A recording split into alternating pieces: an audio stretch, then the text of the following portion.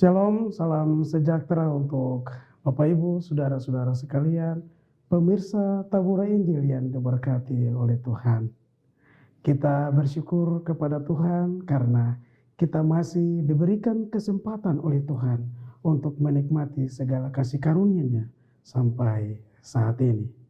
Bapak Ibu, saudara-saudara yang Tuhan Yesus Kristus kasih, dalam kesibukan kita masing-masing, mari kita selalu datang kepada Tuhan, menyempatkan diri kepadanya untuk terus bersyukur, bersujud, menyembah kepada Tuhan.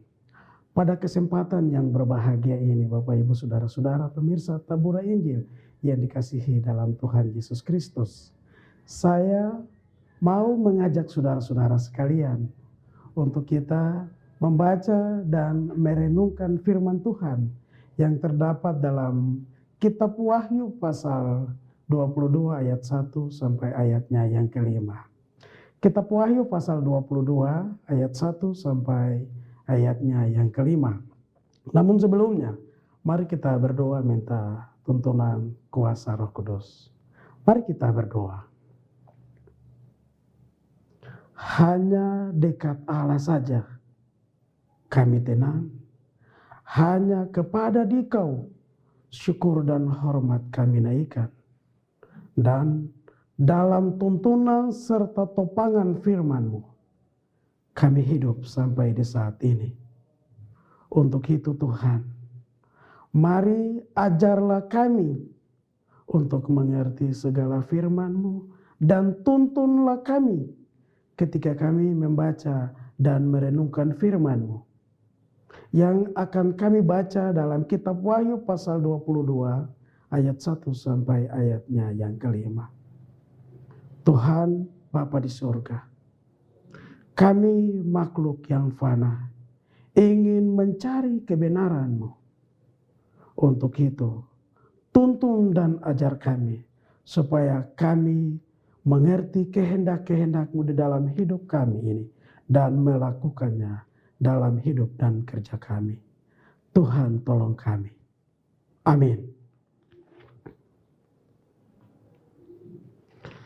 Kitab Wahyu pasal 22 ayat 1 sampai ayatnya yang kelima.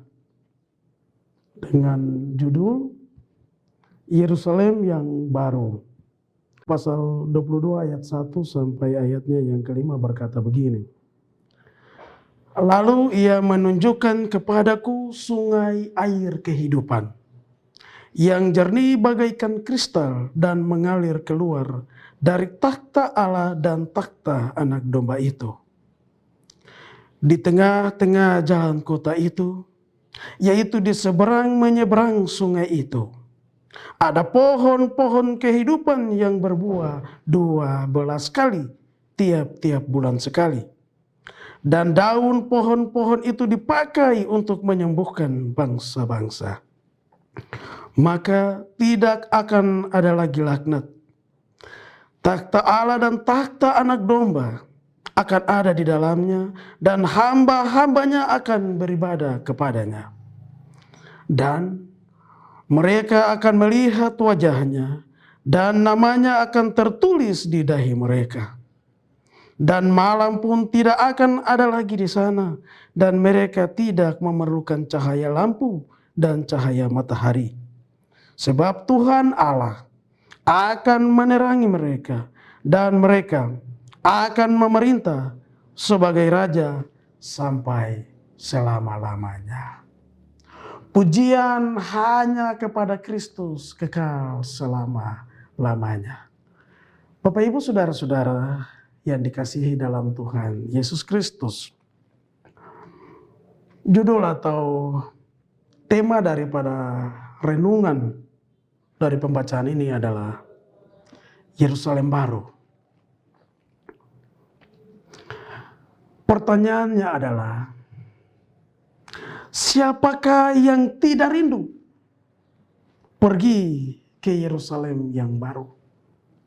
Siapakah yang tidak rindu menikmati sukacita bersama dengan Allah di Yerusalem yang baru? Semua orang, termasuk saya dan saudara, pun rindu pergi ke sana. Mengapa? Karena di sana kita mengalami hidup yang sesungguhnya. Hidup yang bersumber dari takhta Allah dan takhta anak domba itu sendiri. Yohanes menggambarkan kondisi yang dilihatnya sebagai suasana yang aman, suasana yang damai, suasana yang nyaman, suasana yang penuh sukacita. Tentulah Bapak Ibu Saudara-saudara, gambaran ini bukanlah suatu dongeng semata. Gambaran ini bukanlah suatu negeri impian yang tak berwujud atau harapan omong kosong, melainkan suasana yang pasti yang akan dinikmati oleh orang-orang kudus. Suasana yang pasti yang akan dinikmati oleh orang-orang yang setia mengikuti Kristus. Bicara tentang Yerusalem baru, atau dengan kata lain, sorga adalah bicara tentang suatu kualitas hidup yang tinggi, kualitas hidup yang mulia, kualitas hidup yang luhur, kualitas hidup yang aman, yang sentosa, dan yang teratur. Suatu keadaan tanpa ada ratap tangis dan air mata. Tidak ada lapar dan dahaga, tidak ada perkabungan dan duka cita. Bahkan maut tidak berkuasa di sana lagi. Malam pun tidak ada di sana. Mengapa? Sebab cahaya ilahi menyinari kehidupan tersebut. Suatu kehidupan yang benar-benar membawa berkat bagi orang-orang yang nanti menikmatinya di sana. Keterangan ini memberi gambaran kepada kita, memberi keterangan kepada saya dan Bapak Ibu Saudara-saudara pengikut Kristus, bahwa sorga bukan hanya bicara tentang atau sekedar bicara tentang tempat peristirahatan, tetapi suatu ruang yang penuh dengan damai dan sentosa, yang penuh dengan kenyamanan dan keamanan. Yerusalem baru atau surga adalah tempat di mana Allah sebagai sumber kehidupan dan kita menikmatinya. Pemirsa tabur Injil yang diberkati oleh Tuhan Yesus Kristus, segala suasana yang baik yang disampaikan atau gambaran tentang Yerusalem baru atau surga adalah keadaan yang bersifat keyakinan atau suasana yang akan kita nikmati nanti ketika berjumpa dengan Kristus di sana. Namun perlu kita ingat, surga bukan hanya bersifat keyakinan atau segala sesuatu yang akan kita nikmati nanti, melainkan surga juga bersifat kekinian. Yerusalem baru pun juga bersifat kekinian, yaitu keadaan yang kita nikmati sekarang ini. Bapak Ibu Saudara-saudara, kita ingat Yesus pernah mengajar murid-muridnya dan mengajar kita tentang cara berdoa. Di sana Yesus berkata begini, "Datanglah kerajaanmu, jadilah kehendakmu di bumi seperti di surga." Kita mohon agar suasana di surga itu bisa kita nikmati sekarang ini. Suasana yang aman, kualitas hidup yang teratur, kualitas hidup yang mulia, kualitas hidup yang agung di sana itu. Kita bisa menikmatinya sekarang ini. Kita bisa merasakannya sepanjang kita menjalani hari hidup. Sepanjang kita masih diberikan kesempatan untuk nikmati hidup. Pemirsa tabur Injil yang diberkati Tuhan. Namun, keadaan tersebut tidak datang begitu saja, tanpa ada usaha dari diri kita untuk bisa menciptakan suasana yang aman, suasana yang damai, suasana yang mulia, suasana yang baik untuk kita nikmati sekarang ini. Apa saja usaha-usaha untuk menciptakan damai dan nyaman itu di dalam diri kita, di dalam kehidupan kita. Kita ambil contoh saja. Usaha untuk bisa memaafkan. Usaha untuk bisa bekerja sama. Usaha untuk bisa saling menghormati. Usaha untuk bisa menciptakan ruang yang aman, yang damai, yang penuh sukacita. Yang berguna bagi diri kita sendiri, tapi juga bagi orang lain. Perlu diingat, saat kitab Wahyu ini ditulis, penulisnya dan jemaatnya sedang mengalami banyak kesengsaraan. Jadi tujuan dari teks ini untuk mengingatkan jemaat Tuhan agar tabah atau tekun untuk berpegang pada Injil yang menyelamatkan dan berusaha untuk menciptakan keadaan yang aman dan damai dalam hidup mereka pada saat itu, walaupun mereka mengalami kesengsaraan.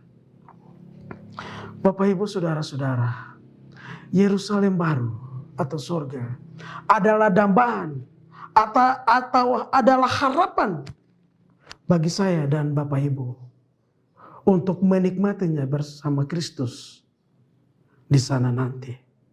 Tetapi kita juga bisa menciptakan surga atau Yerusalem baru itu dalam keadaan sekarang ini.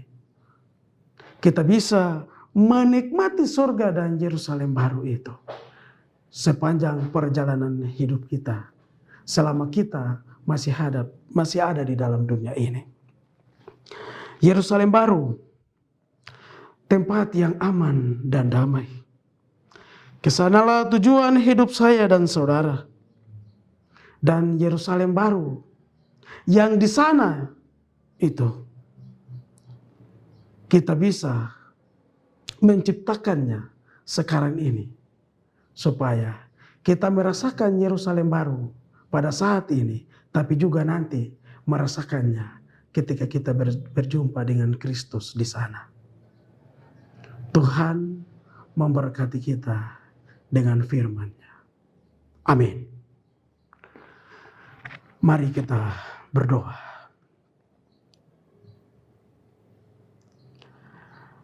Terpujilah Tuhan Allah Bapa kami yang di surga. Dimuliakanlah nama-Mu kekal untuk selama-lamanya.